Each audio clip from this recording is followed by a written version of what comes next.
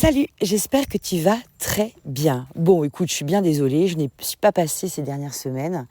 J'étais un petit peu overbookée et puis j'ai fait le choix là pendant tout ce mois de juillet de me concentrer vraiment sur la mise en route, l'organisation, un peu projeter mes organisations professionnelles et familiales de manière à ce que les mois à venir se retrouvent un petit peu moins essorants, drainants, que ce qu'ont été les mois de mai et de juin, tout particulièrement.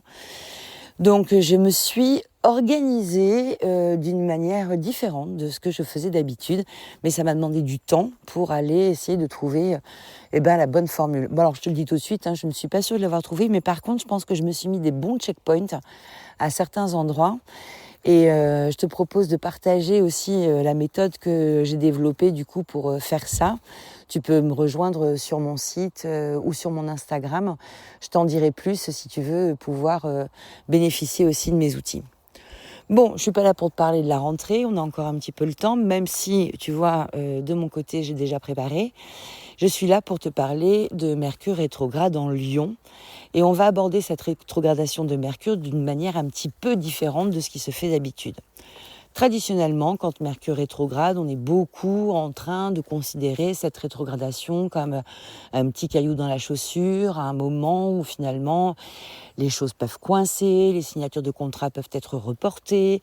On est souvent en train d'exprimer l'énergie d'un Mercure rétrograde à travers des contretemps, des modifications, des interruptions de communication, des difficultés avec nos appareils de communication. D'ailleurs, j'en profite pour te rappeler que la voiture, le vélo, le scooter, peu importe avec quoi tu te déplaces, ou le train ou les transports en commun, sont parmi les choses qui jalonnent notre vie et qui sont aussi affectées par les rétrogradations de Mercure.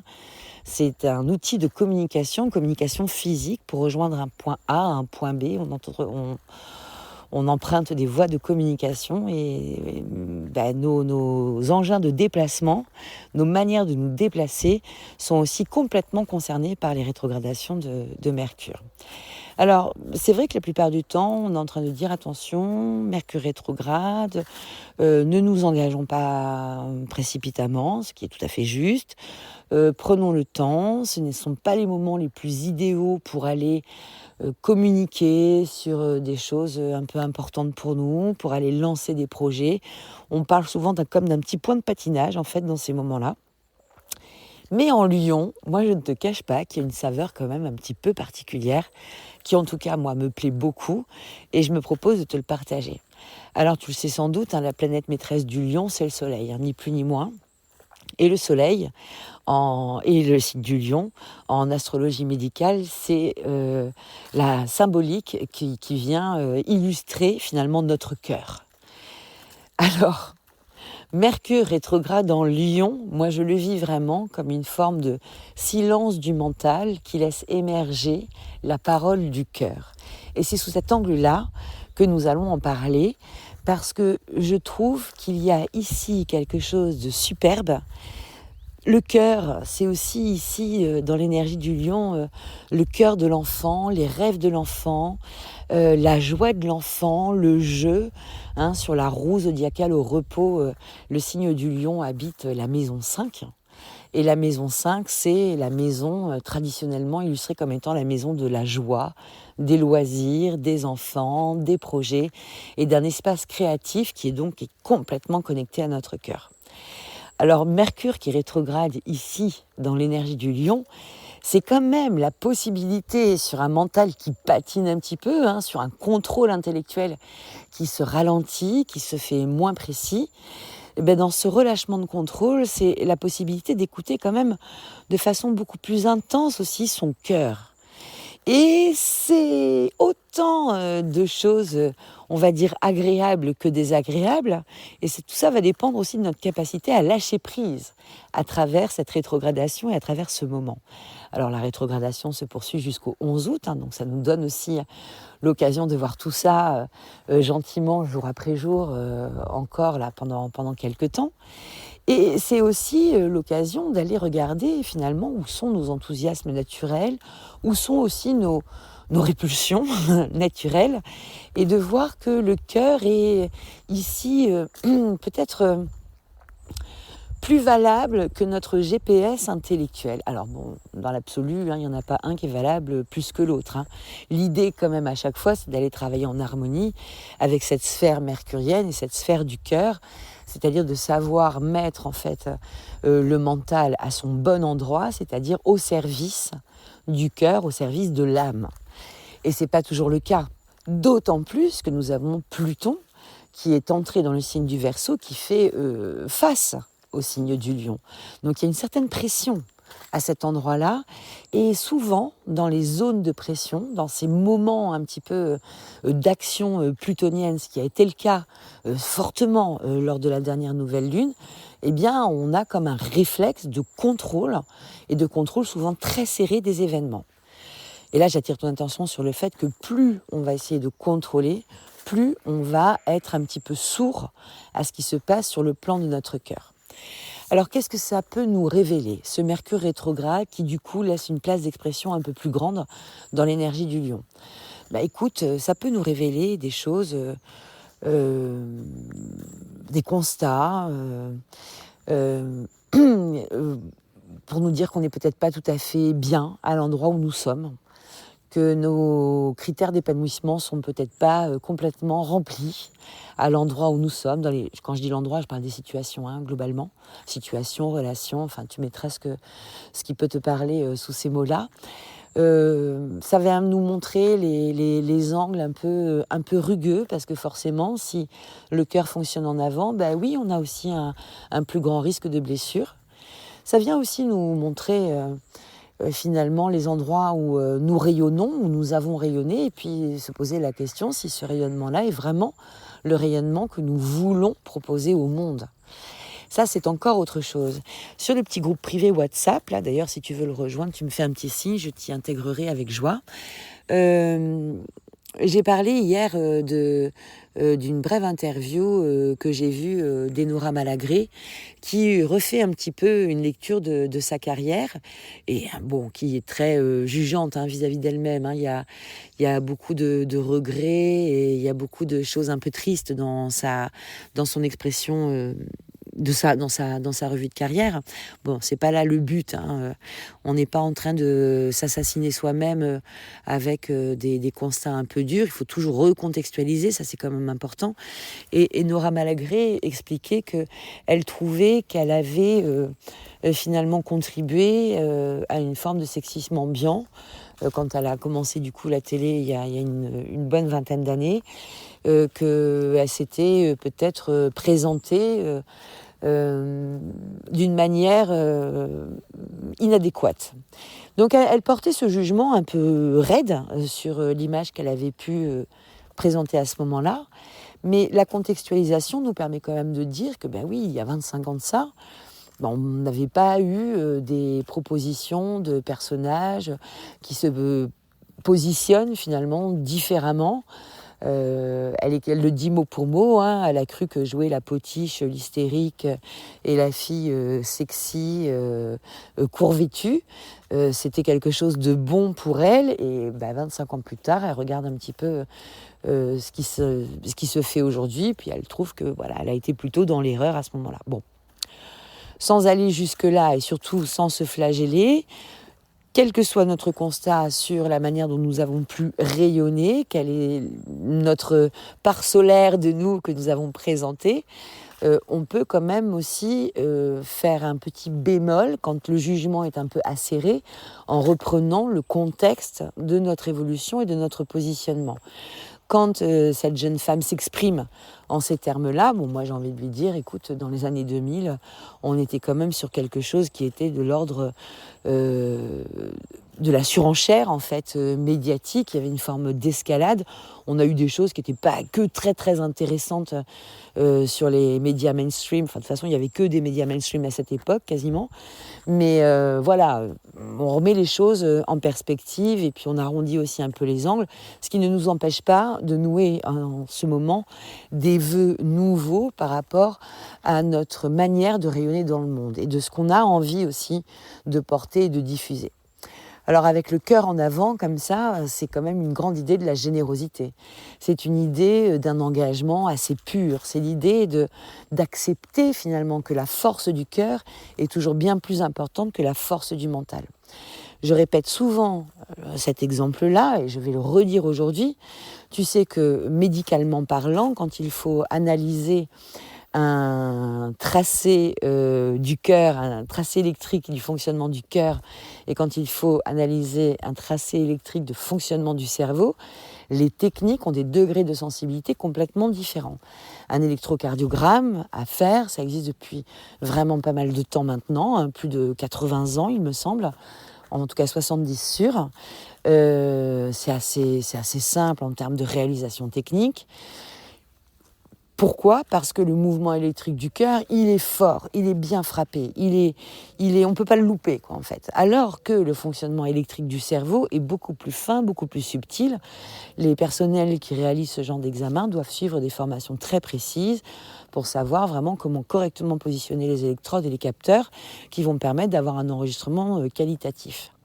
Pourquoi j'utilise cet exemple-là ? C'est parce que dans cette activité électrique qu'on a dans tous nos organes, l'activité électrique du cœur est forte, ça veut dire que c'est la puissance vibratoire qui est la plus forte aussi à cet endroit-là.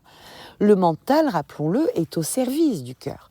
Notre intellect, notre mercure personnel, se met théoriquement au service du désir de notre cœur. Il n'est pas là pour nous empêcher de fonctionner.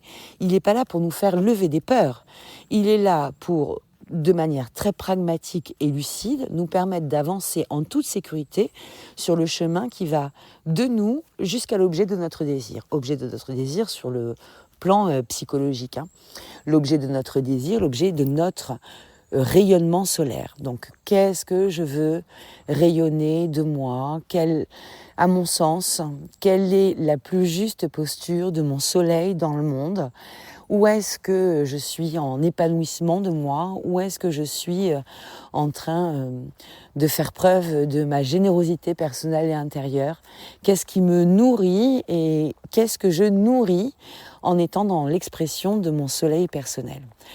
Alors du coup, Mercure, c'est sûr, en rétrogradation ici, il peut être tout à fait perdu par cette perte de contrôle, cette mise en avant du désir du cœur, de l'enthousiasme du cœur, de cette joie enfantine aussi qui nous habite tous et qui vient se taquiner ici avec l'énergie plutonienne qui a cette volonté destructrice toujours pour pouvoir après toucher l'espace de résilience et remonter plus grand, plus beau, plus fort. C'est ça le jeu plutonien, c'est qu'un jeu de renforcement mais par la destruction, par cet effet d'effondrement intérieur, souvent, il y a quand même de ça à cet endroit-là. Et dans le même temps, Mercure qui rétrograde, c'est laisser aussi sa part belle au langage du cœur. Le conseil rapide que je pourrais donner à tout un chacun pour finir gentiment ce petit passage de rétrogradation.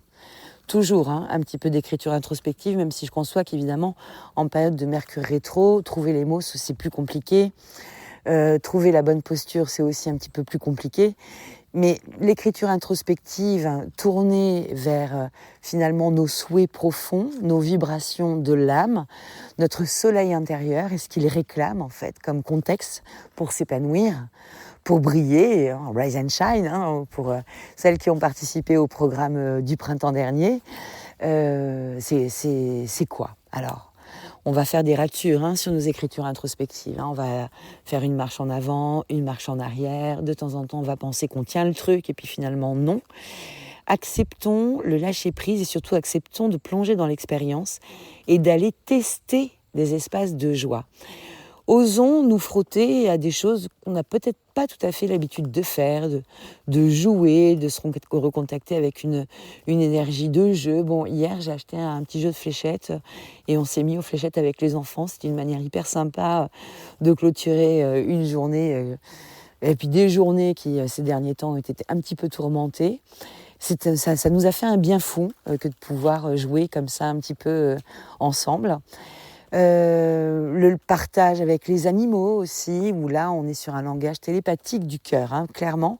On parle ici, sur ce rétropédalage de Mercure, d'une connexion qui ne passe pas par par les fluides traditionnels, hein, qui est plus sur du non-verbal, qui est plus sur du comportement et qui est plus aussi sur des aspects télépathiques de connexion de cœur à cœur.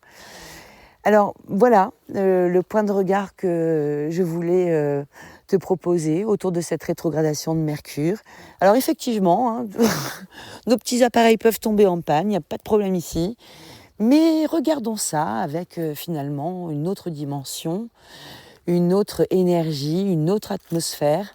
On peut appeler intérieurement des choses, on peut être beaucoup plus puissant dans notre expression d'intention, parce que justement, Mercure est bien moins fort, si on a un mental fort de base, et bien là, il est un petit peu moins fort, et il nous permet une expression de l'amour et de la joie sans filtre. Alors, osons regarder ce qui nous fait vibrer, osons rêver aussi, hein, à des souhaits qui semblent parfois inaccessibles, mais écoute, moi j'ai coutume de dire que si une personne sur Terre a réussi à faire ce que toi tu veux faire, ou si une personne sur Terre a vécu l'expérience que toi tu as envie de vivre, ça fait partie du domaine du possible. Et quand bien même il n'y aurait personne qui l'aurait vécu, à partir du moment où tu as eu la capacité de conceptualiser ce qui te faisait envie, ce qui te faisait plaisir, l'endroit vers lequel tu voulais te diriger, eh bien tu as déjà mis ton mental au service de ton cœur. Ensuite, avec sagesse, apprécions les contretemps qui sont finalement peut-être autant de petites indications que nous donne l'univers pour nous mettre sur la bonne route. Tout est parfait à chaque instant. Ça peut paraître étrange de le dire, mais il y a comme finalement un plan au-dessus de nous et plus grand que nous qui nous conduit aux endroits où nous sommes attendus. J'aurais 1000 exemples à te donner sur ce sujet. Parfois, on est face à des situations dramatiques. Il est très difficile de concevoir que dans les drames qui nous traversent, eh bien oui, malgré tout, on a quelque chose qui est équilibré. Alors ça ne nous enlèvera pas nos peines, nos chagrins, nos soucis, nos confrontations, mais ça va nous permettre aussi de nous relâcher et puis d'accepter aussi avec plus de facilité le changement et les changements qui s'amènent face à nous. L'énergie du lion, c'est pas l'énergie la plus fortiche hein, sur le plan de l'adaptation et du changement. Hein. Justement, hein, le Mercure, quand il est dans la phase du lion en direct, il n'est pas forcément propice à l'ouverture, à l'écoute. Il a plutôt une tendance à s'entêter dans des recherches peut-être parfois un peu narcissique, hein, il faut le dire, à chercher finalement l'attention, à beaucoup aller appeler les autres et l'entourage, à être regardé, à être vu. Et bon, c'est une expression qui est plutôt un peu immature. La rétro ici de Mercure nous permet aussi de nous repositionner de façon peut-être un peu plus saine et moins drainante pour les autres, si on a une tendance à se présenter un petit peu comme ceci. Et puis si on voit autour de nous des petits lions qui sont comme ça un peu déstabilisés, un lion et verseau qui peuvent être très déstabilisés par cette transition-là, c'est l'occasion de reprendre aussi un positionnement plus OK en fait. Hein. Le lion, dans le signe du zodiaque, dans la roue du zodiaque, hein, le lion, roi de la jungle, enfin roi des animaux plus exactement, qui a comme ça cet esprit un petit peu de domination sur l'individu, cette mise en évidence. Hein, le lion est sur le trône en fait, hein, face au Verseau qui valorise chaque singularité dans un collectif et qui fait finalement plein de petits lions au sein d'une foule, des petits lions qui sont capables de cohabiter sainement les uns avec les autres. On a ce mix-là en ce moment qui se joue. Donc l'ego trop fort, le mental trop fort, la volonté contrôlante trop forte. Et là, un petit peu affaibli, un petit peu arrondi, si on s'y prend bien. Le risque, c'est d'aller se cramponner à ce qui existait déjà avant, à ce qu'on a pensé, d'aller parfois refuser ses responsabilités quand on fait une petite review en fait de notre vie, de se dire à chaque fois qu'on a des bonnes excuses pour s'être comporté comme ça, pour avoir fait ci, pour avoir fait ça. C'est pas le but du jeu. C'est pas se trouver des excuses. Parfois, à plat et de manière intègre, oui, de temps en temps, oui, ça n'a pas été OK, quoi. On n'a pas fait les choses dans le bon ordre, on ne s'est pas présenté de la bonne manière. Bon, c'est fait, c'est pas la peine d'en parler. Par contre, réajustons-nous par rapport à cette expérience et cet enseignement. Profitons de ce moment pour nous dire, attends, je vais me remettre sur une voie qui me semble plus conforme dans l'ici et le maintenant, avec ce que je sais maintenant de mon chemin, de ce que j'ai traversé, pour aller regarder finalement les choses davantage avec le cœur. Bon, c'est très évocateur de cette citation de Saint-Exupéry, hein, l'essentiel est invisible pour les yeux, on ne voit bien qu'avec le cœur. Écoute, c'est un peu ça. La rétrogradation de Mercure en Lion, l'essentiel est invisible pour les yeux, on ne voit bien qu'avec le cœur. Je t'embrasse bien fort.